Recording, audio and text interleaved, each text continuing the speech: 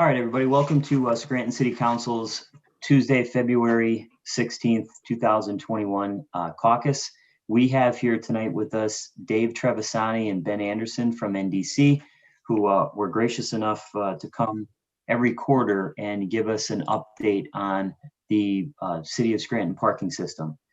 So I'm going to turn it over to Mr. Trevisani now, and he'll give us some updates on the financial performance and capital improvements. So Dave, you can take over. Thank you. Great.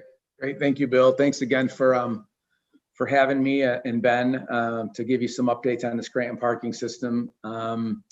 We've have some financial information to share. We'll have some year-end numbers to share, and the board adopted its 2021 budget. So we'll have some information to share on the budget for this upcoming year as well. But as is typical, we'll start with our capital program update. Really not a whole lot to share. I know I've been showing this same slide here for about a year now, but we're essentially done. The punch list is being completed. There's some cleanup items, some touch-up paint, some leaks that need to be fixed, but nothing major at all.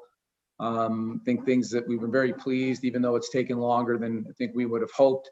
Linden Garage is all but new. The other garages were in good shape. They weren't nearly as old or dated, but they received some preventative maintenance, and so I think the system itself is really looking pretty good. This is the budget that we started with probably 18 months ago. It's almost 2 years ago now. The on-street system was $1,804,000. We're closing out the books now. And these numbers aren't final, but we'll finish about $100,000, $120,000 under budget for the on-street system. And on the capital program for the garages, we'll probably finish $200,000 under budget. So I think that really bodes well. I think the contracting team did a good job of trying to control costs, and I know the city was gracious enough to make some additional dollars available about a year ago. But I think it was dollars were well spent, and the garages are like new. So happy to say that the team worked well together to try to control costs as best they could. Electric City update. Ben, did you want to get into Electric City? Ben has been doing most of the coordinating with the Electric City garage team, and things are going there as well. But Ben, you want to give a quick update? Yeah, good evening, council members. Improvements to Electric City Garage are now substantially complete. Remaining items to finish include line striping, painting touch-ups, sign installation, and we'll proceed with those when weather is more amenable. And we'll be scheduling a walkthrough. As of December 2020, though, we moved over monthly parkers, and transient parkers were allowed to park there, and we're looking forward to finishing out this project. It looks really good. Yeah, thanks, Ben. This garage was probably is in bad shape, as if not worse shape. Parts of it, at least, were in worse shape than Linden was, but it was a different construction, so it went a little bit faster. They had a large team on pouring concrete. So again, almost done.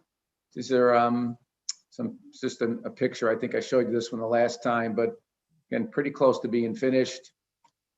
Here's our budget. On budget. I think we've been working with the owner to control costs. I think you know that we've entered into a memorandum of understanding, which gave us the ability to watch the project more closely with our own engineer. I think it's made a huge difference. We signed off on pay requests. Our investment of $2.8 million, which was our contribution to the project, is almost fully invested now. We have a retainage holdback that we'll probably draw later in the spring when it's fully done, but the overall investment there is a little over $5 million. Anything over the $2.8 million that we invested is going to be the responsibility of the owner, Electric City Parking Company. On to the financial updates. Year 2020, we have final numbers now. The revenue was again, these are against budget. Now the budget was passed in late 2019, pre-COVID. So obviously these numbers are against that budget that was passed, more than a year ago. and prior to COVID, we knew COVID was a thing. So our revenue was worse than budget by almost $1.6 million. That's a 32% decrease, reduction in what we had originally budgeted. Expenses, we've done our best to try to control expenses, knowing that revenue was going to be off. So we were able to save almost $500,000 in revenue or in expenses on the expense budget by laying off staff, deferring projects, and the like, renegotiating contracts wherever we could. So our NOI was worse than budget by about $1.1 million. So that's the NOI, as you know, is the dollars available to pay debt service. So that obviously left us with some shortfalls. You know, we are currently using reserves to pay debt service. When we close the transaction, we set aside some money in reserve accounts. We had been building up reserves over the past 4 years because the system has really been operating pretty well and meeting budget every year up until this year. And we will continue to be able to make our payment, which is due in July, with reserves. And then beyond that, it's a little more iffy. Here is the detail of what I had just presented to you. And I think that all I really want to point out here is that, you know, where the big deficits are. On monthly parking, we're about 16% off budget, what we budgeted for the year. And most people are keeping their monthly pass, or they suspended it and then they came back not knowing when they would need it. So even though we're off substantially by $250,000, as compared to transient and on-street, it's not nearly as bad. Where the issues are, of course, is people just aren't coming downtown. People are staying home, they're quarantining, they're being safe. So our transient budget was, our actuals were off by $537,000, which is 55% off of what we budgeted. So that's really significant. The other area that has really been hurtful is, of course, on street. I mean, people aren't coming downtown, they're not parking on the street, they're not putting money in the meters. So, you know, we had budgeted $1,164,000 and our actuals were a little over 600,000. So that's a big difference from where we expected to be. So I think that's the key. Now, you know, we don't know where 2021 will be, but in putting together our 2021 budget, which is the next tab, I wanted to compare for you, or just show you how we came about our 2021 budget. And again, we've been staying very close to our bondholders. They're well aware of our performance and the system's performance. And without a crystal ball, I think that the approach we took was to take 2019 actuals, since 2020 was really a bust, adjust for the rate increases that we put in place, and then take 60 to 80% of where we were in 2019. So you'll notice that the 2021 budget, which is the third column from the left, is less than the 2019 actuals, but more than the 2020 actuals. So our feeling is that we'll do better, but not substantially better than 2020, but not nearly as good as what we did in 2019. So we expect, or are budgeting, $3.8 million in revenue from 2021. In 2020, we had $3.3 million. In 2019, we had $4.5 million, almost $4.6 million in revenue. So, and if the start of the year is any guide, you know, January was not as good as we projected it to be. Now with the vaccines coming out, you know, we expect and hope that people will go back to the office. We hope that people will begin to go back out to dinner and be able to come downtown and visit. But that's kind of an unknown. I think this is a fair budget. I think we'll probably adjust it as we see things unfold over the course of the year, and continue to work with our bondholders to position ourselves to restructure this debt to a level that is going to be manageable and we can afford to make payments on. Because as right now, you'll notice that even though we're able to cut expenses a little bit more next year in 2021, we still think we're going to be not have enough money to cover debt service, let alone meet coverage that's required in our covenants. And again, this is something that we've been staying close to our bondholders on, and they're well aware. Again, I think we'll have sufficient reserves to make our July payment, depending on how operations go, but then we'll certainly need some relief going forward. So these next 3 months will be critical. We'll pay close attention to the operations. We'll work with our bondholders to look for the best way to restructure this debt, assuming that that's the direction we decide to go. The other option is, of course, just defer payments. We think that we need to work on a restructure, and that's it's our hope that our bondholders will work with us. So these next 3-4 months will be key for us to work through those details. I think I'll stop there and entertain any questions. Thanks, Dave. I appreciate the presentation. So how much do you have left in reserves as of today? Do you know offhand?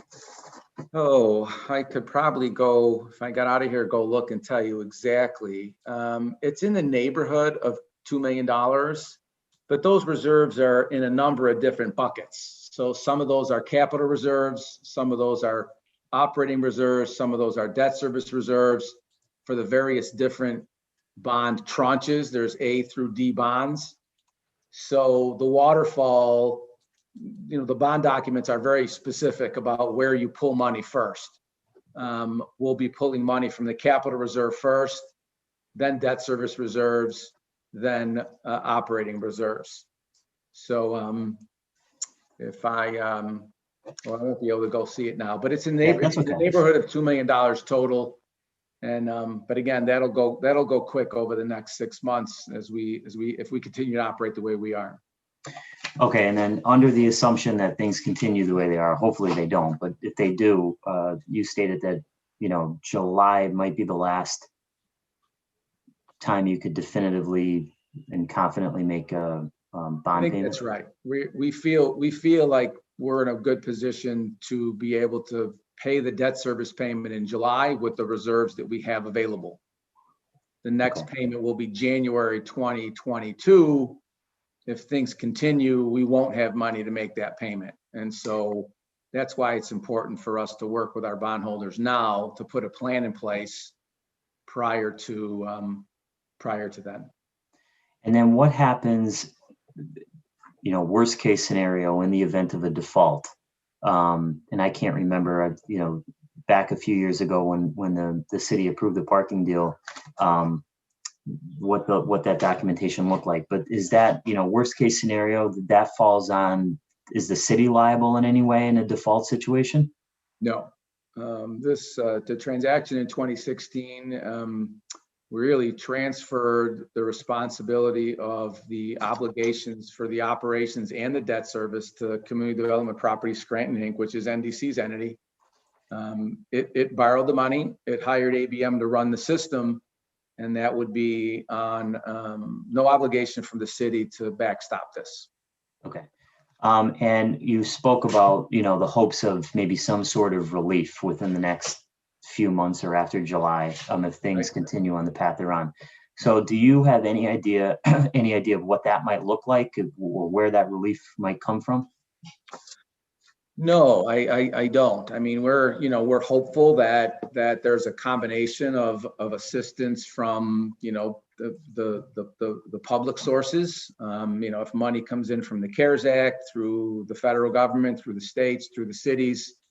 I know all cities are struggling. I'm sure Scranton is as well.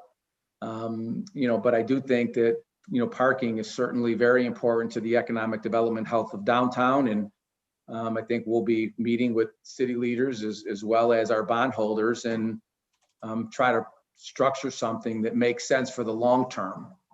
In 2016, when we took the system over, we didn't really have a good handle on what it would cost to operate or run the system, and the revenues were a little bit sketchy because of the way that the system had been operating in the past. And now I think we have a good handle on what it costs to run. I think we have a really good handle on what who our customers are. and what their ability to pay is. And I'm hoping that we'll use that knowledge and work with our bondholders and, others to find a solution for the long term. Okay, great. Yeah, we definitely have come a long way since I first got on council in terms of the operations of the garages, and the capital improvement updates have been, phenomenal really over the last few years. So that is good news. You mentioned earlier about cutting expenses. Could you give us an idea of where exactly you're cutting expenses in operations, or what areas? Yeah, the two main areas, our biggest expense is, of course, staffing. When COVID hit, we furloughed employees just like many businesses did. So we didn't, we didn't have people coming downtown, so we didn't need enforcement officers. So we laid really all the enforcement officers off. Normally we would have 3. I think we've only brought 2 back. I think normally we would have 2 maintenance people. We only brought 1 back. So staffing has been one area.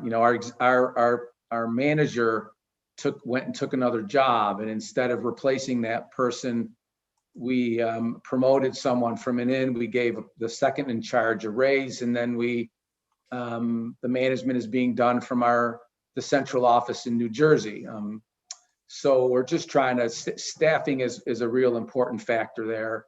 And then contracts. I mean, we have a lot of contracts where we're tied into a monthly obligation for internet and service contracts for the on-street and the off-street system and the equipment that we use, that we put in.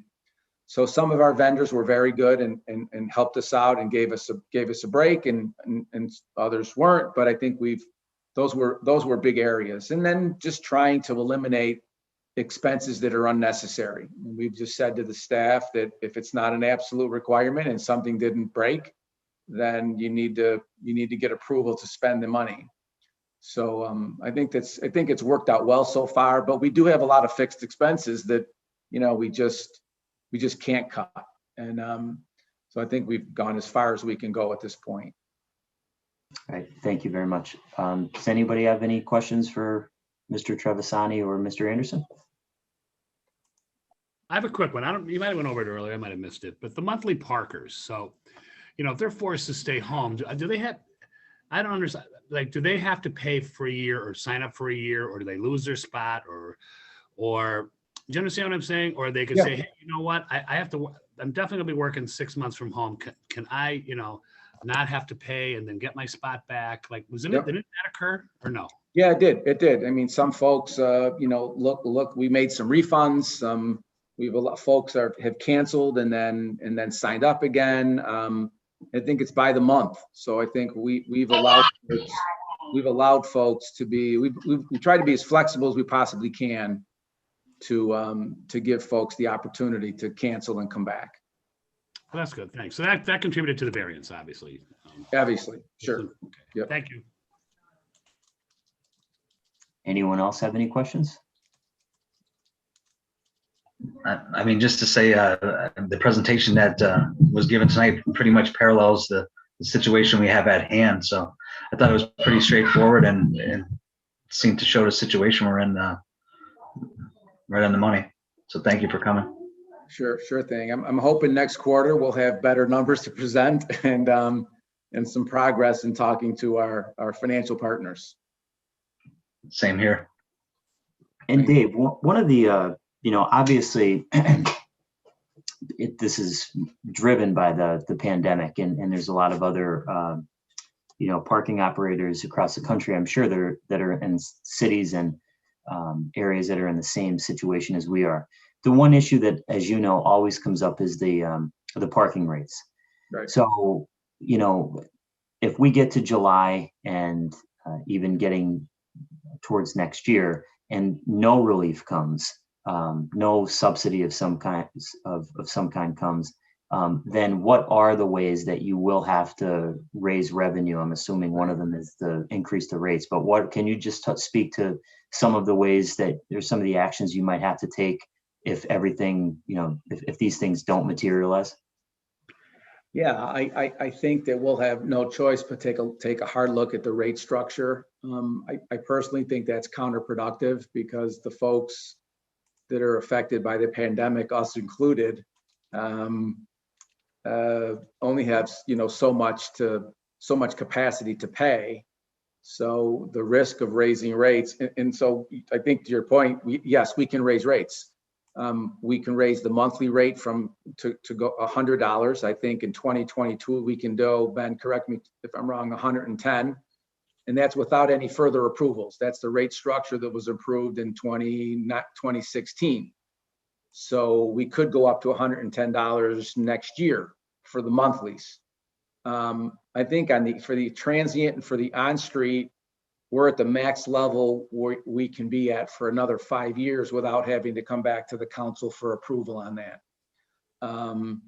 So that's kind of where our limitations are on the transient and the on-street. But the monthly parking rates, we have room to raise under the current agreement.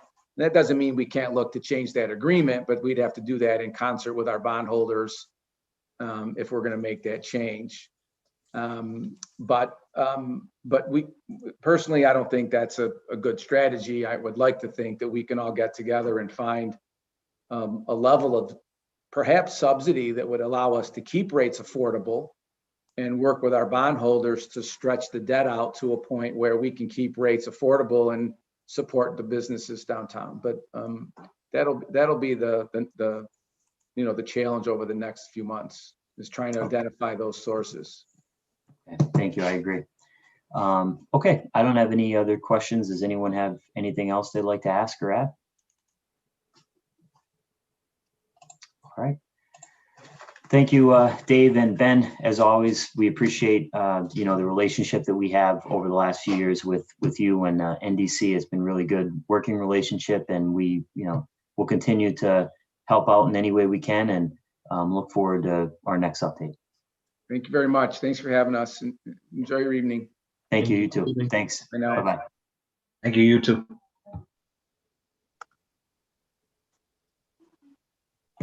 Okay. All right. Well, welcome everyone. We have about 20 minutes or so before our regular meeting. So we don't really have any new items on the agenda. In fifth order, we have 2 appointments. So does anybody have any questions or concerns? There's an appointment to the Planning Commission and one to the Recreation Authority. Any questions or concerns about that? Okay. Sixth order, we have the liquor license, and we also have the dog license, the dog license fees that are going to be lowered. Any questions or concerns about those 2 pieces in sixth order? Okay. Mark, Bill, I know Mark had some questions about the process the city follows in terms of notifying the public of licensing requirements and then following through on those. Oh, yeah. Mm-hmm. So I did have an opportunity to reach out to Eileen Cipriani, who was very responsive as always. And she reported back to me that, the city doesn't employ any specific notification requirements to alert new owners that there are these licensing requirements. However, it's important to remember that these are statewide requirements. The Pennsylvania State Department of Agriculture requires all dogs in the state to be licensed and registered. The only thing that's unique for Scranton is that we have our own system for registering and collecting fees and issuing the tags. But they do so they don't employ anything different than is done statewide in terms of notifying new owners of the licensing requirements. However, once they are registered or licensed with the city, they do send out invoices on an annual basis or annual renewal applications. And then naturally, if the owner informs the city that the dog has passed away, then they won't be held responsible for any additional payments.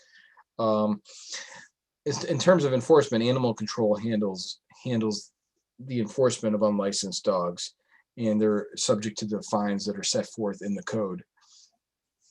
So that was the information that was provided to me. Obviously this would have to be, the application will have to be updated should we adopt the legislation proposed by the administration. Thanks, Kevin. I just have one more thing. So I understand, like, that was the question I asked. If, God forbid you have a dog pass away and you get the bill, you send it back and say, my dog passed away. But what if you don't pay the bill? It's like the garbage fee. It comes and you don't pay it. What happens? I mean, I don't want to see a doggy delinquent, but it's like the garbage fee. Is there any follow-up or? Yeah, I don't know that. I will follow up. I will ask that specific question. That follow-up. I did ask, but what happens when a dog passes away? Is there, but I will follow up on that specific issue and report I just back. want to wrap my head around the process. That's all. Right. And if there's any other questions, feel free to pass them on, and I will try to get clarification from Lips on this. Okay, thanks, Kevin. Appreciate it. And then seventh order, we have a few pieces in seventh order for final passage. Does anybody have any questions or concerns about any of those items? All right, great. So that's the agenda. Kevin, do you have anything else? Well, we'll be seeing next week legislation to approve the Verizon agreement for the small cell facilities.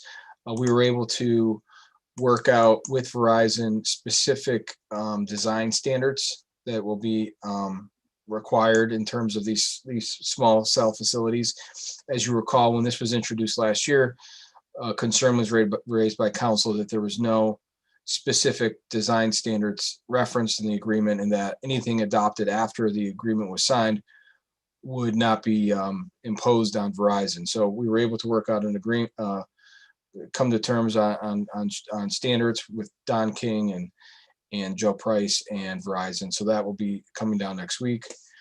And Kyle and I also were able to get an update from the law department on the outstanding litigation relating to Meadowbrook and the 1700 block of Wyoming Avenue. I know that was a question that's been lingering out there, and I will be happy to provide a summary. We had a call with the law department yesterday afternoon. Okay, great. Thank you so much.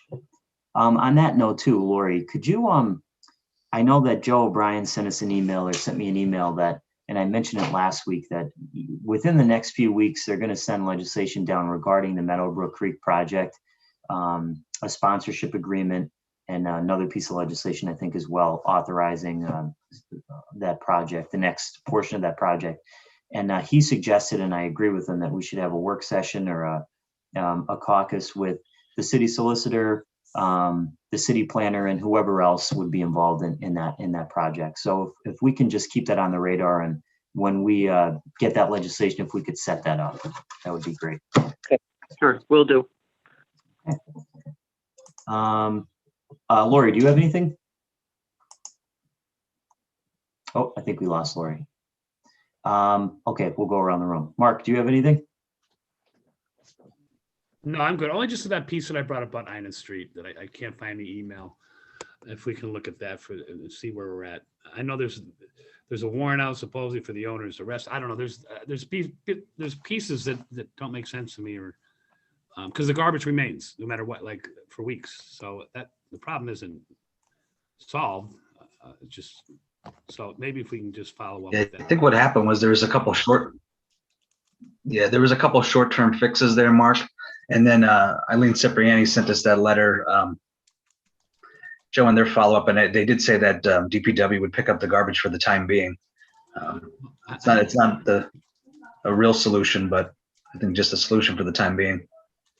Okay, I'll follow up, but I think that the letter came after Mrs. Cipriani's letter, and the garbage remained. I don't know. I'll have to look. I think we should just circle around and make sure see where we're at with that. Okay. Thank All you. right. Great. Thank you. Jess, do you have anything? No, I think I'm all good. Thank you. Okay. Thank you. Kyle, do you have anything? Okay, and Tom, do you have anything? I know we had that list of things that were still to be addressed, but maybe the thing that I'm thinking about the most is possibly the police chief. I know Kevin had looked into Right. where we're at. Sure. So, Tom, we had written to the law department, who then put me in touch with, or directed me to contact the city's labor lawyer, Bob Buffberg. We were scheduled to have a call this afternoon. I think he must have had something else come up because he wasn't able to make it to the call. So I'm planning on exploring that issue with him at that time. Last week, he had a particularly difficult schedule with some of the issues that you guys all know are going on in terms of the city's negotiations. So I'll continue to follow up on that, but I don't have any clarification on the issue. Yeah, I think out of that list of things, I mean, everything needs to be addressed, but that was the thing that I mean, we've surpassed that 35 days at this point. For sure we have. All right, thank you, Kevin. Okay, thank you. Lori, did you have anything? Thank you, Bill. No, I don't. Just that there'll be a motion this evening right after roll call. The legislation, it was OECD's legislation, the transfer of funding from the Boys and Girls Club, a program under that organization, to the St. Joseph Center program, has been tabled for the past 30 days as required by HUD, and it's time to bring that back this evening. And that's all I have. Okay, thank you. I just have one thing, and the mayor is going to be on with us at around 6:30, right after we start the regular meeting. And I am going to raise this with her, and I did speak to the city treasurer today. I knew that I was going to get calls about this, and I did alert the administration that I thought that the policy that was in place it doesn't make sense to me. So I just want to take a second to explain it, because you might all be getting calls soon on it as well.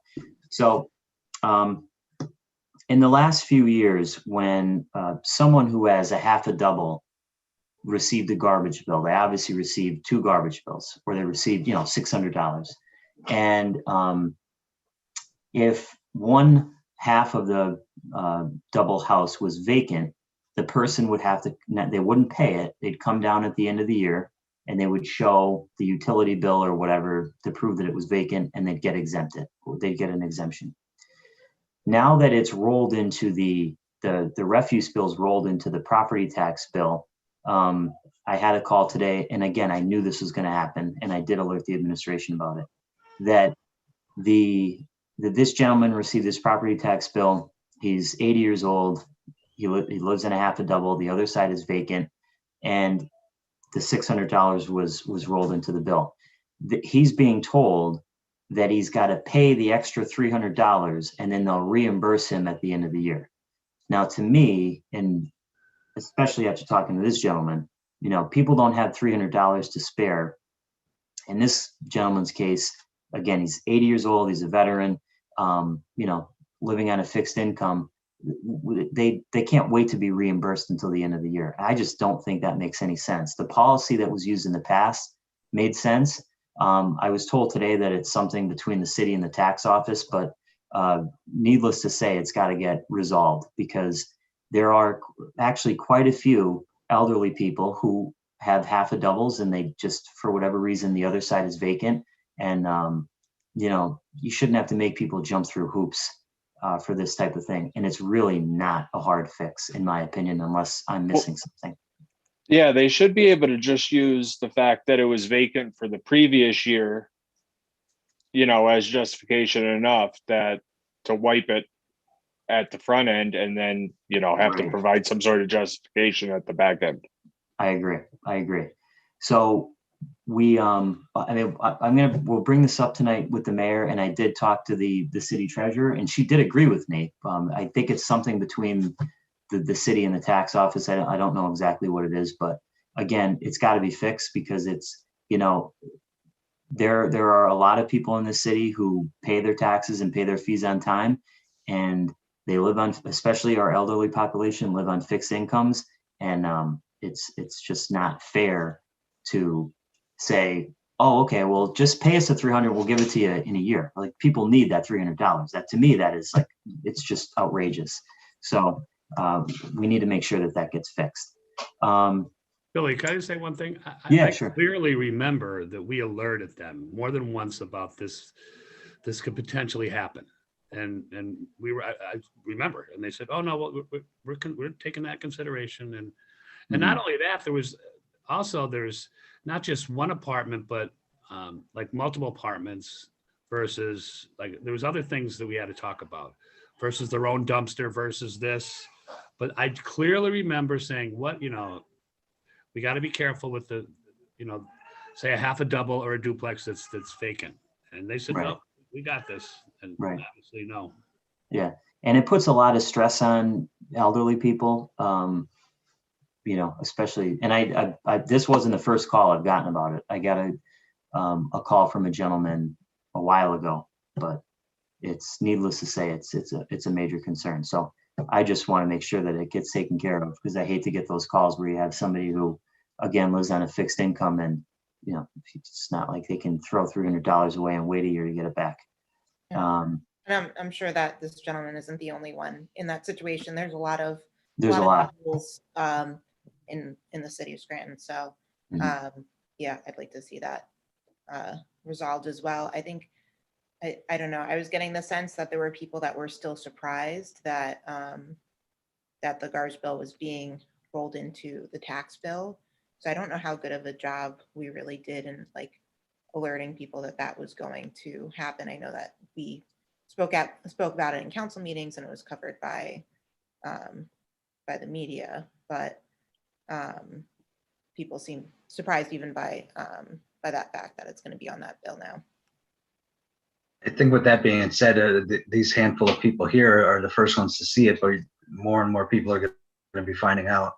And also, we did get that email from the tax office that was reminding the administration that they had to get the word out on that it wouldn't be the job of the tax office to do that.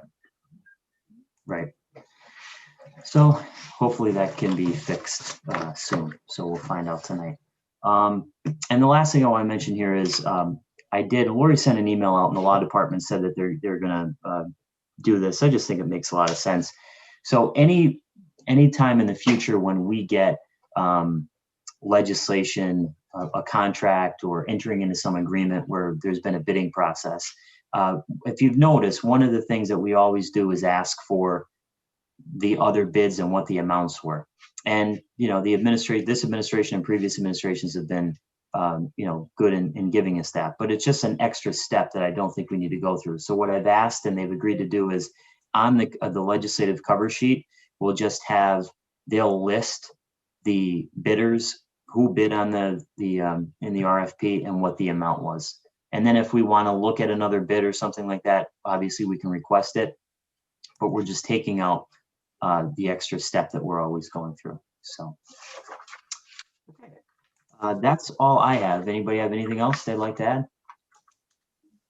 All right, we'll take a 7-minute recess here until we start the regular meeting at 6:30. Thanks, everybody. I'd like to call this public meeting of Scranton City Council on Tuesday, February 16th, 2021 to order. Would everyone please stand for the Pledge of Allegiance? I pledge allegiance to the flag of the United States of America and to the republic for which it stands, one nation, under God, indivisible, with liberty and justice for all.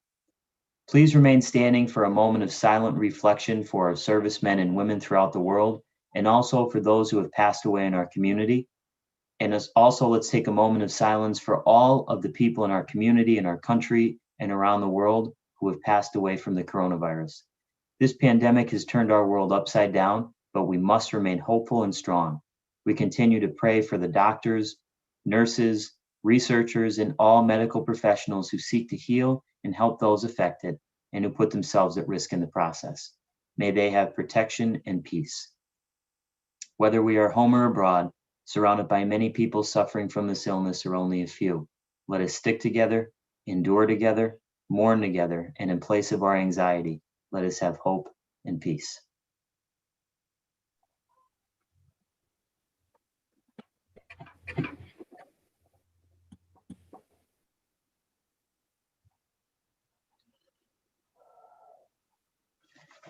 Thank you.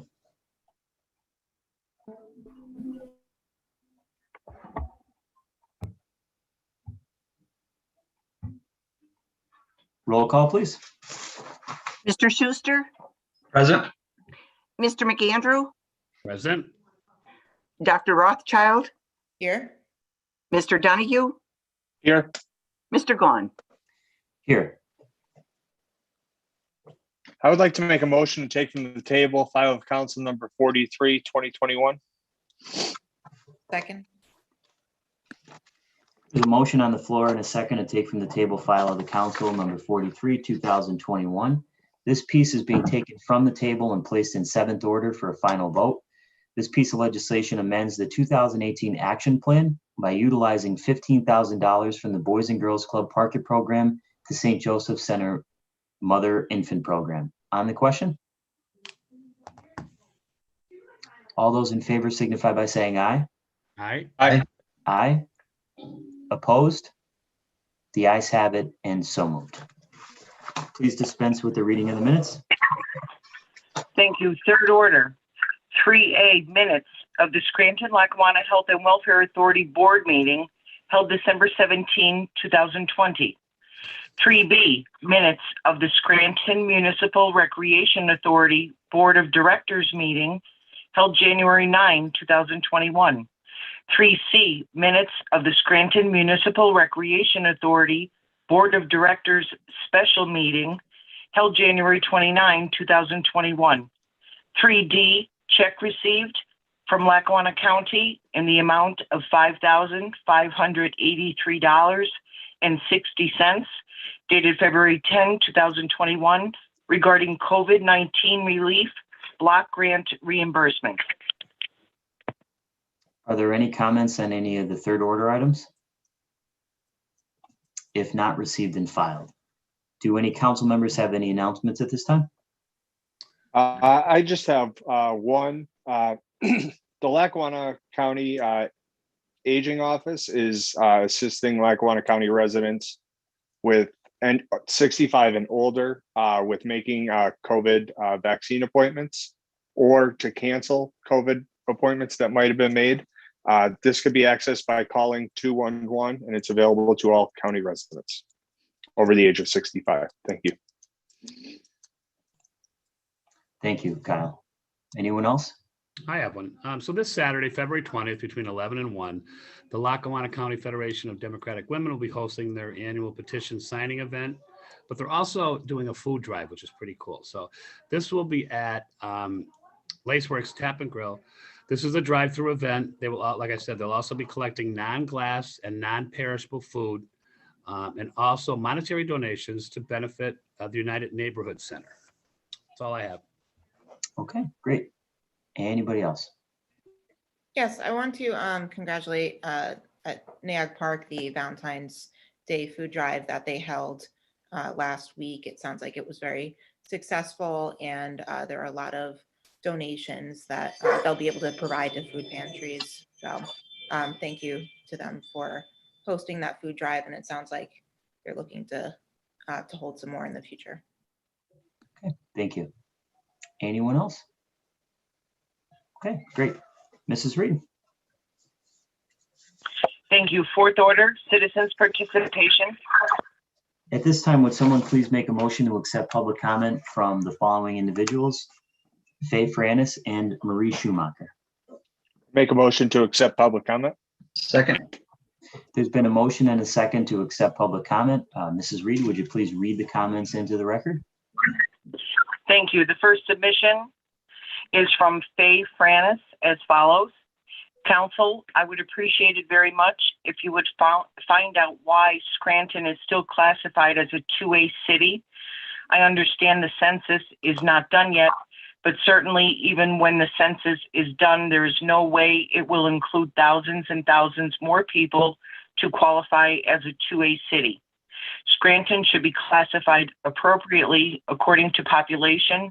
It may require work, but it needs to be followed up on and completed. I do feel Scranton definitely is not a 2A city.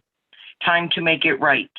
Also, I would like to know why you are not allowing the public to be able to Zoom into the council meetings live to ask our questions and make our comments, just as though we were there in person.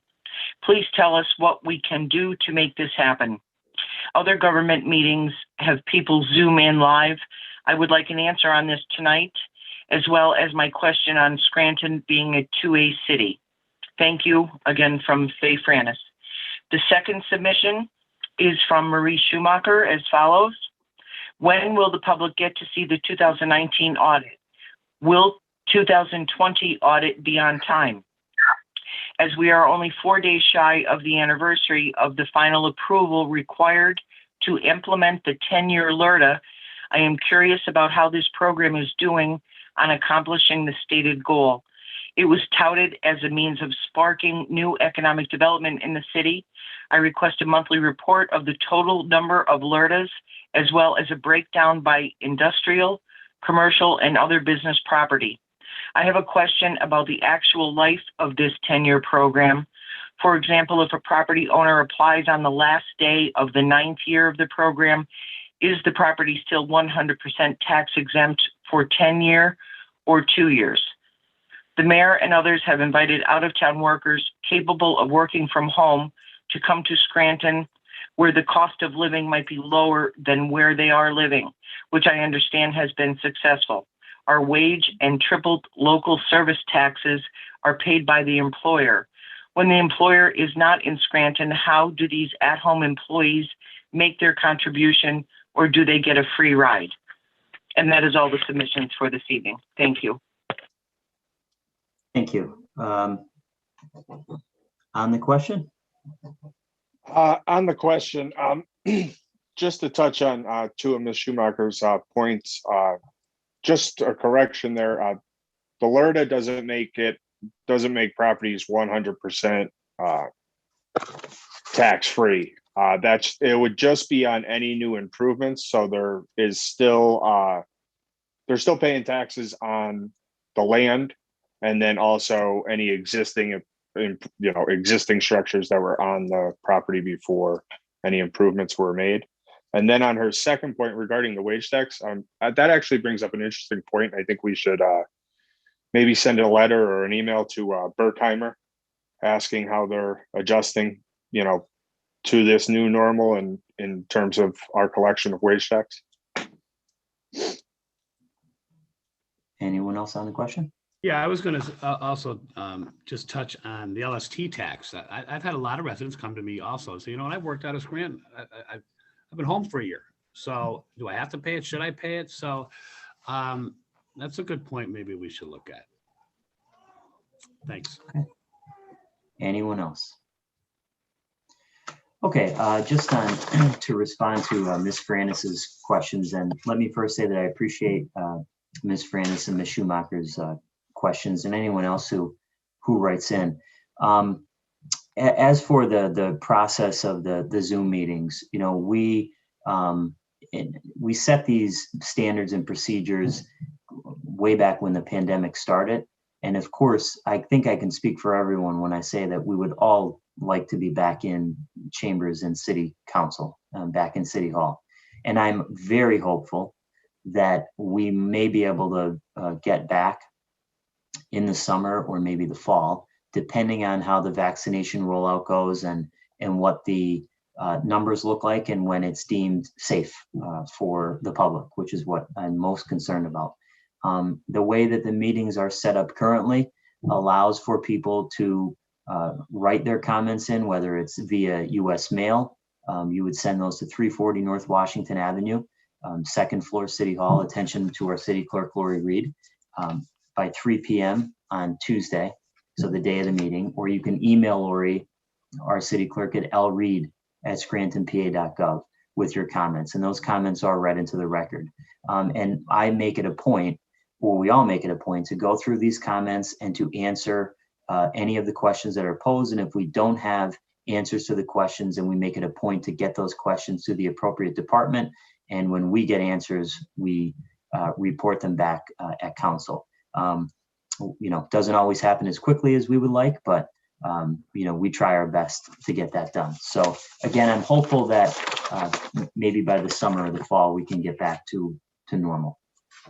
And Kyle, I don't know if you covered this, but as to Ms. Schumacher's question on the 10-year abatement, if a property owner applies on the last day of the 9th year of the program, is the property still 100% tax exempt for 10 years? It still extends out 10 years, even if you start in the 9th year, right? So it's not the other way around. So you do have 10 years from the day that you enter into the program, and as Councilman Donahue said, it's on the improvement. It's not on the whole property. And any of the other questions, we will get answers to. The one on the audit, we all received a draft copy of the 2019 audit. Unfortunately, it's not ready for public consumption yet, but I'm assuming that it will be within the next week or two, 2 or 3 weeks. They have to have a meeting, an exit interview type meeting with the administration.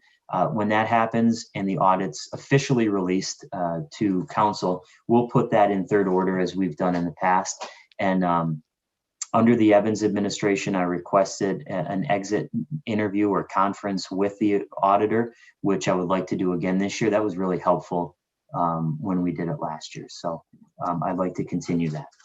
Anyone else on the question? And just to touch on that too, in terms of the audit for next year, as we've been told from now, at this point, we're still on track to have it done on time.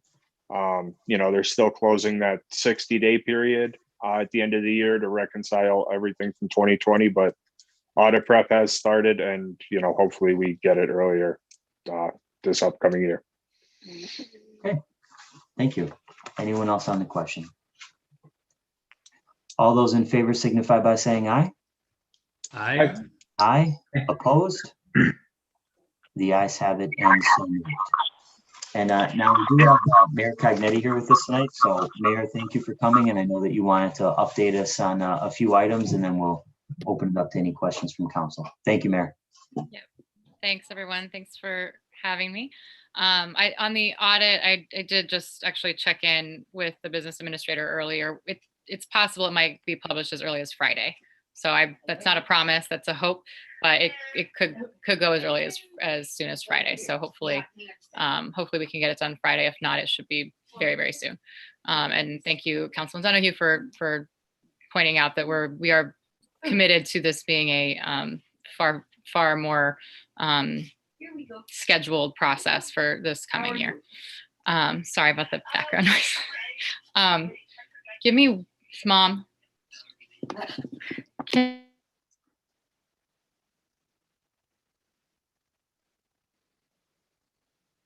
Hang on, Ann. I'm sorry.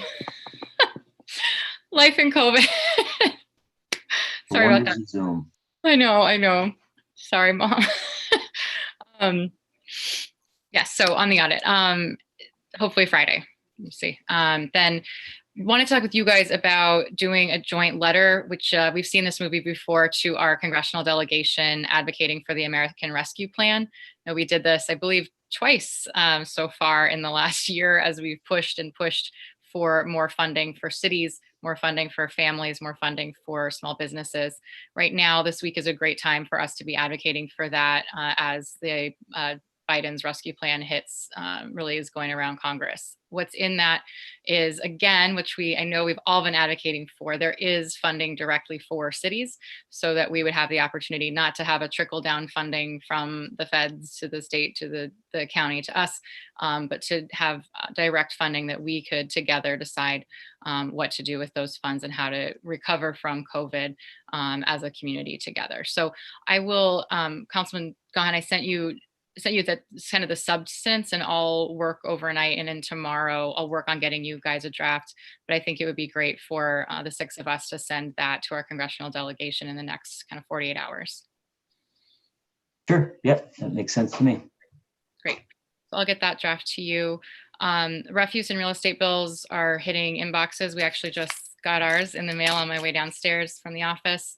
I know there are some questions about that. Councilman Gahan, I think you talked with Treasurer Sheridan today We're continuing to, work through some of these issues with the single tax office, but any feedback that you all get is really helpful. I think it's helpful to get that to us and also, simultaneously to the single tax office. There's some process things that we'd like to see that seem to be a bit of a sticking point. So I think it'd be great if in real time you guys could be giving that feedback to both the single tax office and us. That gives us the ability to really work on these issues together. Yeah, on that point, and I sent this to Mary Jo Sheridan a few weeks ago, but this issue came up, and I knew it was going to come up because it's happened in the past in terms of the exemptions. So one of the issues, and I had a call from an elderly gentleman this afternoon, and I'm sure there's a lot more people out there that will be facing the same thing, is that they live in a half a double and they don't rent out one half of it. So they get a $600 tacked on their property tax bill. In the past, they were able to come at the end of the year, and based on the fact that, for the last 3 years they were exempt, they were able to pay it or not pay it. They were able to show that the property was vacant, or that side was vacant at the end of the year. Under this new plan, I guess they are being told that they have to shell out the $300 up front, which is not, feasible at all. So I just, whatever we have to do to change that, because like I was talking to this gentleman today, and it's hard enough to pay the $300, never mind $600. Now they told them they'll reimburse them at the end of the year, but that's just not fair, I don't think. No, we've been having these conversations for many months, and we agree that it shouldn't be difficult to not demand that payment. So we've got to continue to work on it. But the feedback that you guys all get, again, I think it's really important that we be sharing that in real time. Share it with us and the single tax office, I think, at the same time, because I don't think this has to be as complicated as it seems. Now, do you know, I don't know if you'd know off the top of your head, because I know these conversations are ongoing, but since the bills already went out, are we expecting people to, what are we telling people? Because they're being told by the treasurer's office or the single tax office that they have to pay it all up front. I mean, that's the calls that I'm getting. So what are we telling people who are already getting these bills? Because they are stressing out that they have to shell out the $300 and they don't want to wait the year to get it back, because they don't have anybody living in these doubles. Yeah. So I need to talk with Mary Jo about what it is that she wants to advise. And I think that's why it's important that we collect all of the folks that are having this issue. We need to make sure we have all of that on record so that we can get back to them. I don't think that they should, if they can afford to pay it, great. If they can't afford to pay it, we need to know who they are and work with them. Because again, I don't think that this has to be this hard. I don't see why the single tax office can't take payment on one but not the other. It's not this is, I believe we think it's about 300 to 400 properties. It's also not a huge amount of accounts. And so I think we can solve this, but we need to be taking down all that information and then working through it in the coming weeks. We also want people to be able to take advantage of the discount on the property that they do get refuse collection for. So we want to make sure that we're collecting that information from those residents. And I think we can get to a solution, but having that incoming to our office and to you all, and making sure that that's all with the treasurer's office and the single tax off. I mean, the treasurer's office can collect it and have all that information in one place. I think that's really important. Okay. So as long as if you could keep us up to date so that we know what to tell people, because and I'm sure the calls are going to continue to come into us. So we appreciate it. The other thing I wanted to bring up too, and I saw the email from Chief Nemeka about 3rd Avenue. So as you know, we've talked about it. The situation out there is just it's just not right. This street has gone from a quiet residential street now to a NASCAR type situation where trucks are barreling up and down at all hours of the day. And this goes way back even before your administration, but the phone calls do not stop. the emails, the calls to our office do not stop. So I understand that it's you know, a difficult situation, but I know you and Chief Nemeka were out there. So can you just fill us in on what the status is? Yep, we went out there. I had gone this summer too, but we went out again. It was good to see it during the winter when the salt trucks were going, right? It's a bit of a different feel. We went out there and I've asked that they enforce the brake retarders to enforce that more heavily, which they should have started doing in the last week or so. So we're going to enforce that better. We're also going to look at the ordinances and the signage and make sure, and this isn't just for 3rd Ave and Railroad Ave, we need to make sure all of our signs match up with ordinances across the city. I think we maybe have some signs up that don't have ordinances attached to them and vice versa. We might have ordinances, but no signs up anymore. So we need to do a review of that. But I think starting with 3rd Ave and Railroad Ave, this is something that we're going to have to work on, right? I mean, the real solution is the new bridge, which isn't going to happen overnight. And I don't know what the answer is for 3rd Avenue. You know, it's something we definitely have to talk about. I know there's, you know, talk of, you know, why don't we build an egress on the other side? You know, I looked at that too. There's a ravine between Walmart and that property. So I'm not sure how easy it would be to build a road. I think this is a process. It starts with us enforcing it more. I think that's the first step. And then I think we try to work with the residents and the business owner and try to figure out what some relief can be. And then we try to see if can we accelerate the building of that bridge in some way. Can we move that up the priority list in some way? And that's something that we haven't looked at yet, but I'd like to explore how do we get that bridge to the top of the list. Okay. Does anybody have any other items or questions? So first off, while we're talking about signage, we did, I know Mr. Gahan got an email about it and I got a few. Clearview Street, some of the truck traffic is coming through. It's coming up Euclid Avenue to avoid the bridges on Main Avenue there at North Scranton and Trip Park and West Side where they meet on Main Avenue. So that is something that you received? Yes. Okay, all right. That's part of that where we need to be making, the ordinances, the signs need to match. And, you know, other things that we all need to work together to change, absolutely. But I think that'll be really helpful. All right. Other than that, I mean, just on that too, like, you know, that bridge on North Main that goes over the expressway, that gets hit like weekly. Yep. So, I mean, there has to be something we could do to, you know, stop that from happening. I know. I think I really think we need more signs, and they need to be placed in before a truck turns onto a street. So they're not either trying to back up into traffic or just going anyway.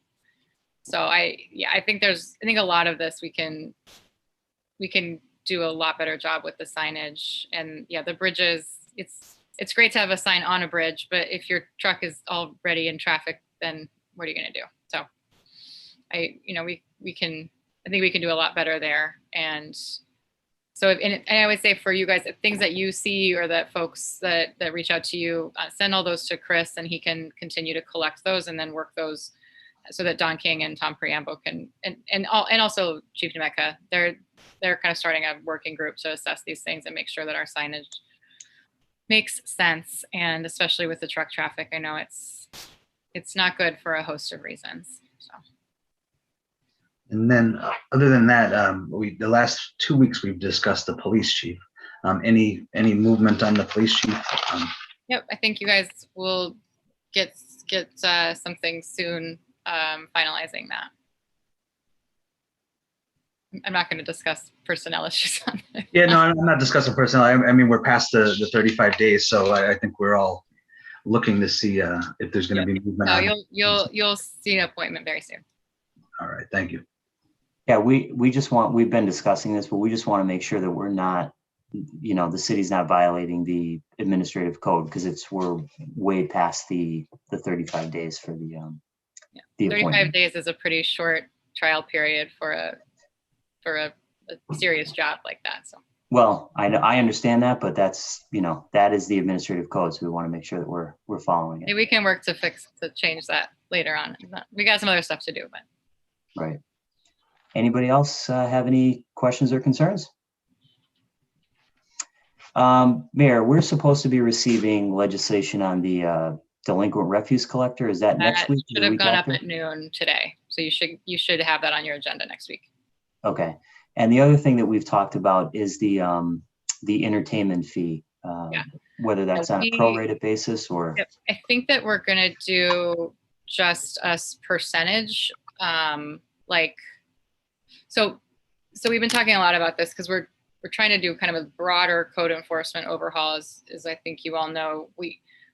But people need relief on some of these things before we get into all of that. So I'd say we're going to do with the entertainment fee. I think also with the peddler vendor fee, I think we're going to try to match those and do basically a percentage of them. So call it like 20-25% or something like that, where we'll charge just that amount. We do think we should charge something in this year, but just a much smaller percentage. So we'll finalize that and get that proposal up to you. I think we might have it ready to go up to you guys next week, or to go up to the clerk's office next week. But we're trying to do vendor, peddler, and entertainment at the same time. Again, reducing it down to, I'd say probably 20% of what it usually would be. I want to get away from completely not charging these fees, because then I think it's very hard to ramp them back up. I think if we bring them down, I think that would be good. Kind of, in some ways similar to the dog license fee, right? I think we get that back in line with. Sorry, it's a little different because we're not doing the dog license changes because of COVID, but the theory that if we have a more reasonable fee, we'll get more buy-in, which is better for us to be able to actually, whether it's tracking dogs or being able to know where entertainment and concerts and things are happening. I think some of our fees are onerously high, and I think this is a good start. But that should be coming very soon. We started to get questions about the peddler piece, and I thought we should do those kind of together as a package to you. But we're working on that. Okay. And are you or the administration going to make some kind of announcement soon about to circle back on the exemption issue with the garbage bill, in terms of whether people who usually go for the exemption, that when can we expect that? I mean, this is a process with the single tax office that we've been trying to solve for this for some time now. I think we'll work through in the next couple of days, and Mary Jo Sheridan's going to come to my town hall on Friday. Okay. So we'll address this on Friday, and we'll work on this. We'll at least have an answer for how we're advising those people by Friday. And then, if the single tax office needs more time on their operations, that's one thing, but we can finalize what our guidance is by Friday. Okay. All right. Perfect. We appreciate it. I have a quick question, Mayor. So we did talk about the garbage fees, and so 2 dwellings, maybe when there's only one renting there, we have to fix that. But so for the 10% garbage free discount, you can't get it unless you pay your school taxes and city taxes during the discount period, right? Am I correct with that? They're attached, yeah. But in order to get the discount, you got to pay them all. It's not just a discount for the garbage. You got to pay them all in one shot to get the 10% for the garbage. Okay, I just want to be clear on that. Yeah. It's all one. No, I understand that. I just want to I've been asked, so I'm just asking. Thank you. And we all knew it would not be the most fun transition, so. Okay. Thank you. Anyone else? All right, Mayor, as always, thank you for coming and keeping us up to date. We really appreciate it, and we look forward to continuing to work with you and your administration. Thank you. Yeah, and I'll get you the letter tomorrow. Okay, thank you very much. Have a good night. Thank you. Bye-bye. Good night. See you, bye. Okay. Mrs. Reed. Thank you. Fifth order, 5A motions. Councilman Schuster, any motions or comments tonight? No, nothing at this time. Thank you. Councilman McAndrew, any motions or comments at this time? Yeah, I just want to circle back. So last week, we brought up Hometown Heroes program again, and then Jeff did a great article for us. But now here's the thing. It created a lot of excitement. So I'm getting phone calls. Everybody's getting phone calls, different offices, the city. So I just want to let everybody know, because even on, Facebook messages, that Todd Polsey from NeighborWorks, he's the liaison for the West Scranton Neighborhood Plan. I'm gonna be on a phone call with him tomorrow because supposedly the applications are being crafted now and almost done, and then maybe the application is definitely gonna be posted on the West Side Neighborhood Plan under NeighborWorks, but maybe that application we can have the city help us out and post it on their website. So when I get more information, of course, I'll share it with all of you. That is all I have. Okay, thank you, Councilman McAndrew. Dr. Rothschild, any motions or comments? Yes, I have a couple things real quick. A few weeks ago, I had emailed Mrs. Reed about a property that I received a complaint on, and I've received complaints on in the past, and it's been sent over to LIPS many times, and I can never seem to get a response regarding this property. I'm going to ask Mrs. Reed to send another correspondence over to that department. So that's with regards to 1352, 1354 Sanderson Avenue.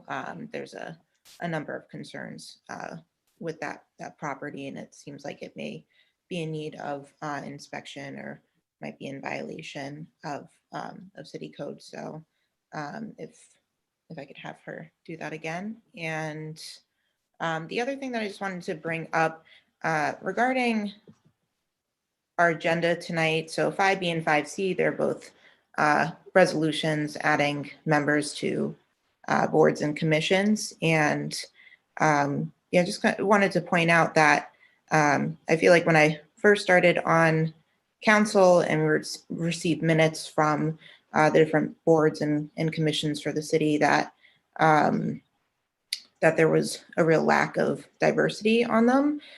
Many of them had all men as members on those boards and commissions. So I think over the past year, it seems like the administration is trying to add more women to our boards and commissions.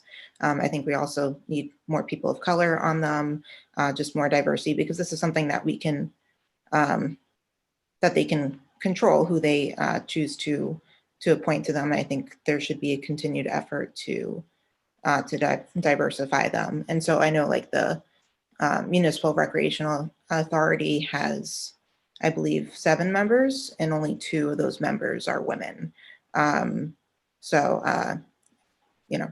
It was just a point that I want to make, and a request for them to continue to appoint diverse candidates to the city boards and commissions. Okay, thank you. Dr. Councilman Donahue, any motions or comments? I have nothing at this time. Thank you. Thank you. Okay, I have a few.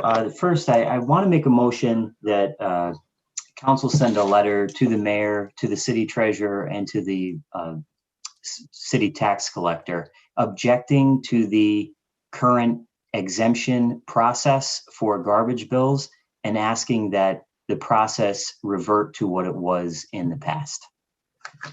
Second. There's been a motion and a second on the question. On the question, I appreciate that the mayor addressing this tonight. I do want to make sure that we're on the record here with an official letter to the mayor, to the treasurer, and to the single tax office.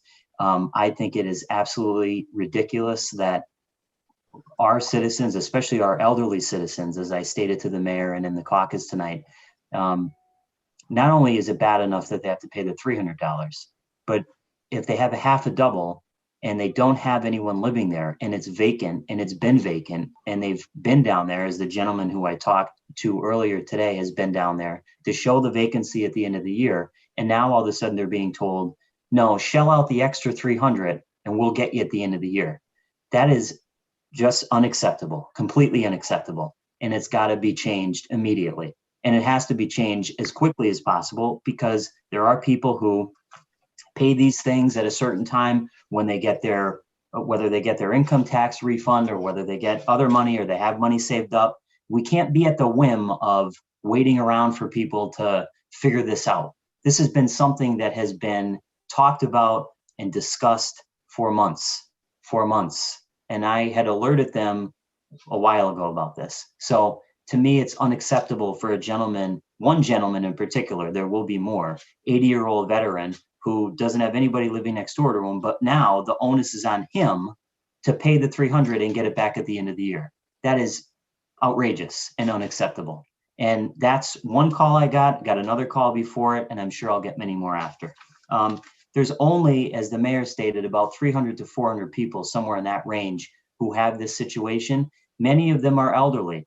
And the pandemic actually affects this situation as well, because you have people who were living in a half a double, elderly people were renting it out, and those people have moved or moved on, can't pay the rent now because of the pandemic. So I just want to make sure we're on the record. This isn't rocket science. It's not anything that should take more than a few days, but we've got to let people know, because everyone just got their property tax bill. So now all of a sudden to turn around and say, well, geez, let's try to figure it out. It's unacceptable. Whether the problem lies with the administration or the tax office, I don't really care who it's with, but it needs to get fixed immediately, because I don't want to get another phone call from someone who has lived here their entire lives, who pays their taxes on time, and then gets, a curveball at the last minute that they have to shell this money out. Unacceptable. So anyone else on the question? I agree. Okay. All those in favor signify by saying aye. Aye. Aye. Opposed? The ayes have it and the motion passes. So if we could get that letter out as soon as possible, I'd appreciate it. The only other thing I have is on 3rd Avenue. We did speak to the mayor about that situation. And again, I spoke to a gentleman out there. We really have to think, and I'm glad that the mayor's committed to looking at this, and trying to find another way to deal with this issue. It's not just one person that's complaining. It's not just 2 people that are complaining. It's literally every single person on the block. And I think I can speak for everyone else as well. If I lived there and it went from now I have children like some other people do. If I lived there for my whole entire life and the block was quiet and no issues, and then all of a sudden I have, trailers and trucks ripping down my street, it doesn't make sense. Why aren't we holding the company's feet to the fire? We've got to find out if we can, do something about that. Unfortunately, the bridge has a weight limit on it, but there's got to be some other way to help these people out there. Again, we get phone calls, we get emails, and I'm really just sick and tired of telling these people that you got to wait till the bridge is open. It's just not, it's not acceptable to them. It's not acceptable to me. And, we've got to find another way to help them out. So hopefully, I know the mayor and the chief of police is hopefully working hard on getting that done. And that's all I have. Thank you.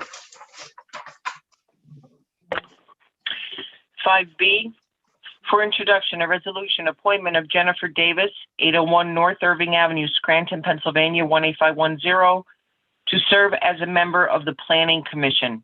Ms. Davis will be replacing Catherine Borer, whose term expired on December 31, 2020. The term of Ms. Davis is effective January 8, 2021, and will expire on December 31, 2024. At this time, I'll entertain a motion that item 5B be introduced into its proper committee. So moved. Second. On the question? All those in favor of introduction signify by saying aye. Aye. Aye. Opposed? The ayes have it and so moved. 5C, for introduction, a resolution, appointment of Tom Welby, 119 Park Drive, Scranton, Pennsylvania, 18505, as a member of the Scranton Municipal Recreation Authority, effective February 2, 2021. Mr. Welby will be replacing Gerald J. Smurl, who resigned December 31, 2020. Mr. Welby will fill the unexpired term of Gerald J. Smurl, which will expire on May 31, 2023. At this time, I'll entertain a motion that item 5C be introduced into its proper committee. So moved. Second. On the question? All those On in the favor of, question. oh, I'm sorry. Go ahead, Tom. On the question, I was just going to thank Mr. Smurl for the work he's done there on that board. Yes, I agree. He's done a great job. And again, I always mention this, but the Recreation Authority is just doing an unbelievable job up at Nyack Park. They really have, brought it to another level up there. And any chance we get, we commend them because this is all volunteer work and they're doing a great job. Thank you. All those in favor of introduction signify by saying aye. Aye. Aye. Opposed? The ayes have it and so moved. Sixth order, 6A, reading by title, file of the council number 52, 2021, and ordinance amending file of the council number 11, 2020, entitled Approving the Transfer of a Restaurant Liquor License owned by Oak Street Express LLC, 610 North Main Street, Taylor, Lackawanna County, Pennsylvania, 18517, restaurant liquor license number R-3114 to Aradahe Dev Beer LLC, The Mini Mart, 401 Wyoming Avenue at Mulberry Street, Scranton, Lackawanna County, Pennsylvania, 18503, as required by the Pennsylvania Liquor Control Board to include additional requirements per the Pennsylvania Liquor Control Board. You've heard reading by title of item 6A. What is your pleasure? I move that item 6A pass reading by title. Second. On the question? All those in favor signify by saying aye. Aye. Aye. Aye. Opposed? The ayes have it and so moved. 6B, reading by title, file of the council number 53, 2021, and ordinance amending file of the council number 67, 2014, entitled amending file of the council number 52, 1903, entitled an ordinance as amended relating to dogs, the licensing of and dog pound therefore, and providing for a fund and regulating the payment of bills for the treatment for the prevention of hydrophobia by decreasing license fees, by amending section 1A to change the fees of the current dog licenses for all dogs within the city limits. You've heard reading by title of item 6B. What is your pleasure? I move that item 6B pass reading by title. Second. On the question? All those in favor signify by saying aye. Aye. Aye. Opposed? The ayes have it and so moved.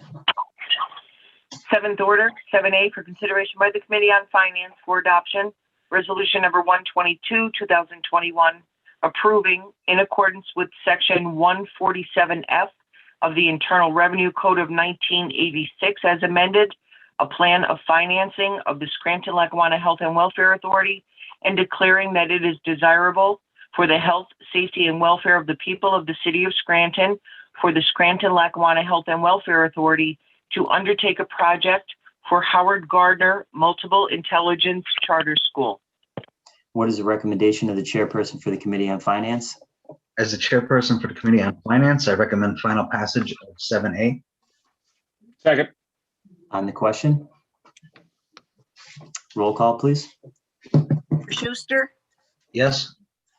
Mr. McAndrew, Yes. Dr. Rothschild, Yes. Mr. Donahue, Yes. Mr. Gahn.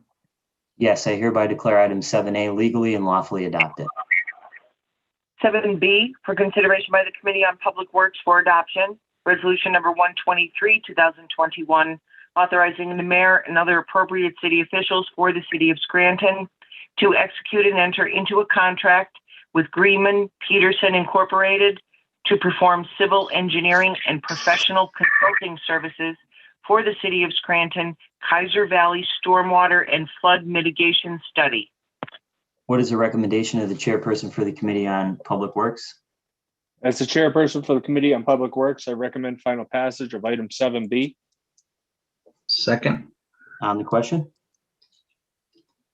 On the question, as I mentioned last week, I can't tell you how many times I've been down, as many other council members in the past have been down in Kaiser Valley, meeting with neighbors, sitting across the table from them, listening to their unbelievable stories of consistent and constant flooding issues in that area.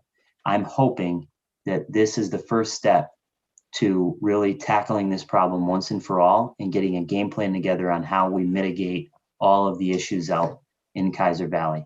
So again, this is a first step, and then we'll look forward to what the study, what the company comes up with, and I'm sure we'll have them in to go over it when they're done. Yeah, Mr. Gahan, I'd like to echo what you said. It's great to see this thing starting, and with the grant money and help of council, I hope that this project gets done, as well as the parking lot over at the Kaiser Valley Community Center and everything from the turnpike down to Lackawanna baseball field. Great. Anyone else on the question? Roll call, please. Mr. Schuster, Yes. Mr. McAndrew, Yes. Dr. Rothschild, Yes. Mr. Donahue, Yes. Mr. Gahn. Yes, I hereby declare item 7A legally and lawfully adopted. 7C, consideration by the Committee on Community Development for Adoption, Resolution number 124, 2021, authorizing the mayor and other appropriate city officials for the city of Scranton to execute and enter into a contract with Benovate Incorporated, doing business as Neighborly Software, to manage the Office of Economic and Community Development's Housing, Economic Development, and Grant Programs. What is the recommendation of the chairperson for the Committee on Public Works? 7C. Oh, I'm sorry. One behind. What is the recommendation of the chairperson for the Committee on Community Development? There you go. As chair for the Committee on Community Development, I recommend final passage of item 7C. Second. On the question?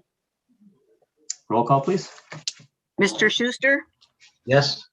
Mr. McAndrew, Yes. Dr. Rothschild, Yes. Mr. Donahue, Yes. Mr. Gahn.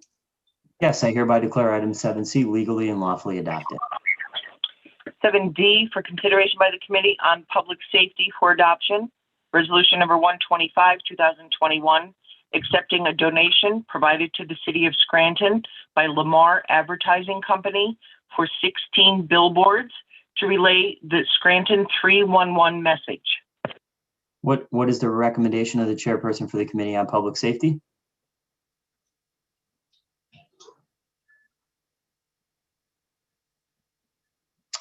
Oh, Mark, you're muted. Sorry about that. As chairperson for the Committee on Public Safety, I recommend final passage of item 7D. Second. On the question? Roll call, please. Mr. Schuster, Yes. Mr. McAndrew, Yes. Dr. Rothschild, Yes. Mr. Donahue, Yes. Mr. Gahn. Yes, I hereby declare item 7D legally and lawfully adopted. 7E, for consideration by the Committee on Rules for Adoption, Resolution number 126, 2021, appointment of David E. Falchek, 1705 Church Avenue, Scranton, Pennsylvania, 18508, as a member of the Board of Ethics, effective February 17, 2021. Mr. Falchek will be replacing Bruce Reddock, who resigned effective October 1, 2020. Mr. Falchek will fill the unexpired term of Bruce Reddock, which is scheduled to expire August 31, 2021. As chairperson for the Committee on Rules, I recommend final passage of item 7E. Second. On the question? Roll call, please. Mr. Schuster, Yes. Mr. McAndrew, Yes. Dr. Rothschild, Yes. Mr. Donahue, Yes. Mr. Gahn. Yes, I hereby declare item 7E legally and lawfully adopted.